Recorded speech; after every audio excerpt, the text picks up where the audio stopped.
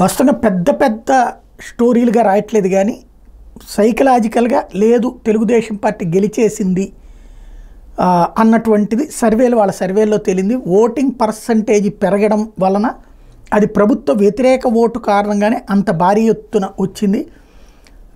జగన్ ఎట్టి పరిస్థితుల్లో గద్దె దించాలన్న కసితో ప్రజలు ఎక్కడెక్కడి నుంచో వచ్చి ఓట్లేశారు. ప్రభుత్వ సంక్షేమ పథకాల ఫీలింగ్ జనానికి రాలేదు, అది పక్కన పెట్టేశారు అన్నటువంటి పాయింట్ చెప్పారట. ఇది తాజాగా రాసుకొచ్చింది. ఏంటంటే యువత మహిళల ఓట్లు కూటమికే పడ్డాయి, పథకాలు అందడంతో పని లేదు అని ప్రజలు అనుకున్నారు. పథకాలు ఎవడైనా ఇస్తాడో అని అనుకున్నారు. అందుకనే వాళ్ళందరూ కూడా చంద్రబాబుకి ఓట్లేశారు. ప్రభుత్వం మారాలన్నటువంటి ఆకాంక్షని వాళ్ళు వ్యక్తం చేశారు. ప్రభుత్వ వ్యతిరేకత మూలంగానే ఇంత భారీ పోలింగ్ జరిగిందని తెలుగుదేశం పార్టీ లెక్క తేల్చింది. అట్లాగే వైఎస్ఆర్ కాంగ్రెస్ పార్టీ వాళ్ళ మాటలు చూసినా కూడా అదే అనిపిస్తోంది అన్నటువంటిది వీళ్ళు హైలైట్ చేస్తున్నారు అన్నమాట.